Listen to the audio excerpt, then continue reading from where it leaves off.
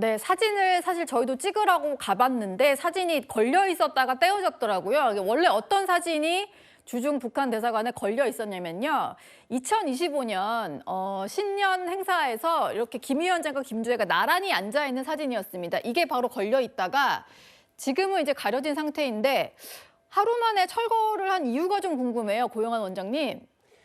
그 북한에서 뭐 2월 16일, 4월 15일 같은 북한 최대의 명절이라고 하는 날 전에는 대사관 게시판에 붙어 있던 사진들을 교체를 합니다. 교체, 보강하거나 보완하거나.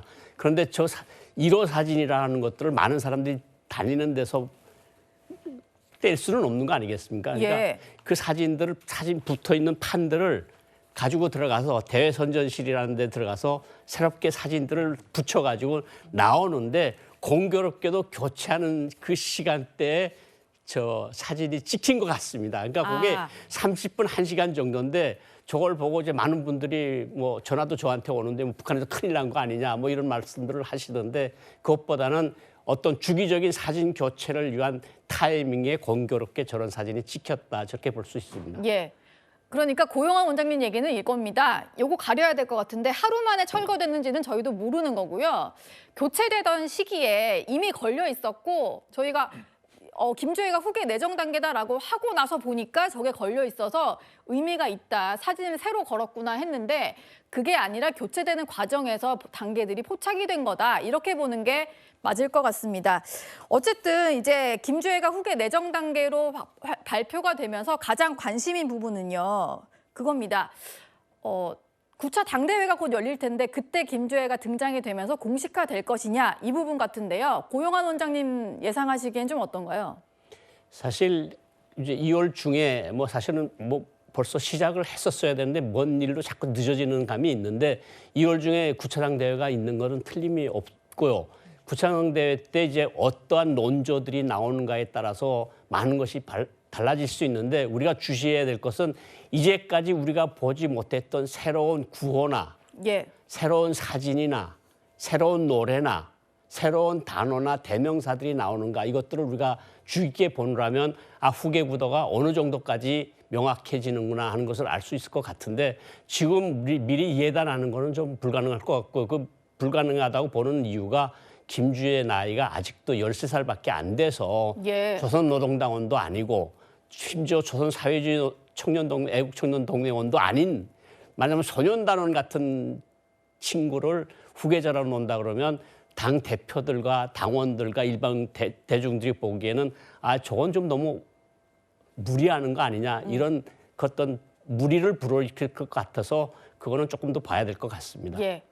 9차 당대회가 아마 2월 중에 열릴 텐데 그건 지켜봐야 된다는 말씀이셨고요. 어제 국정원이 김주애를 후계 내정 단계라고 판단을 하면서 우리나라뿐만이 아니라 일본, 미국에서도 관심이 집중되고 있습니다.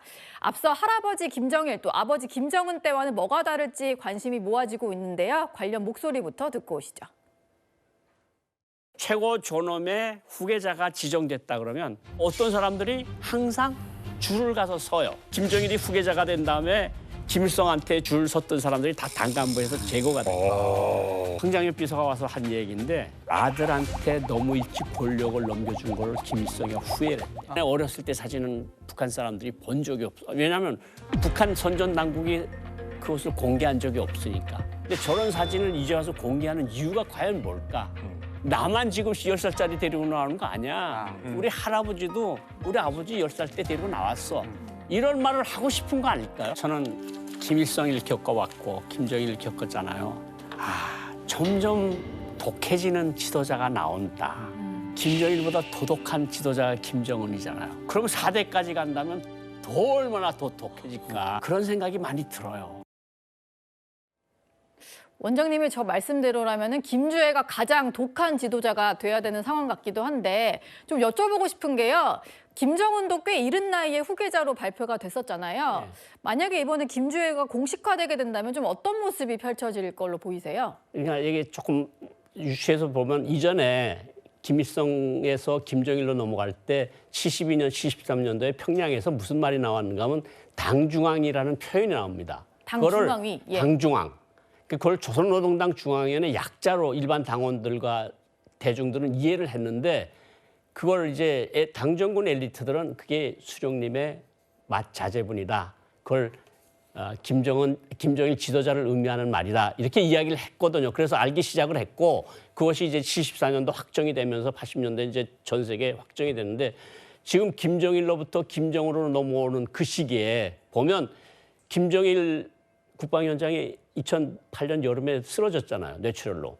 쓰러졌다가 나온 다음에 한 가을쯤부터 노래가 나옵니다. 발걸음이라는 노래가. 예. 발걸음이라는 노래가 나오는데 발걸음이라는 노래에 뭐 척척척 발걸음 우리 김대장 발걸음. 그래서 처음에는 이게 김정일 위원장이 쓰러졌다 나왔으니까 더 젊어지라고 저런 노래를 만들었나? 네. 이런 생각들을 했거든요. 뭐 2월이 전기를 뿌리며 이렇게 척척척 하니까 2월은 김정일 위원장이 생일이니까 그렇게 생각을 했는데 네. 조금 있다가 이제 가을 말부터 평양에서 들려오는 정보가 아니다. 후계자가 내정된 것 같고 후계자를 칭송하는 노래가 바로 발걸음이다. 그리고 저기서 말하는 김대장은 김정일 위원장이 아니라 새로운 청년대장의 이름인데 그 이름은 아직도 모른다. 이렇게 됐다가 이제 2009년도에 와서 그 이름이 알려지면서 됐는데 예. 이제 이것들을 이제 또다시 김정은, 김주애로 넘어가려 그러면 그 어떤 서사가 또 필요한 거거든요. 네. 그러니까 노래를 만들던 뭐 칭송가를 만들던 어떤 노동신문에 이상한 단어들이 튀어나오던 이런 것들을 우리가 잘 주의해서 봐야 되는 거고 우리가 그 과정들을 이제까지 쭉 봐왔으니까 아마 똑같은 레토릭으로 가지 않을까 이런 생각이 듭니다. 예.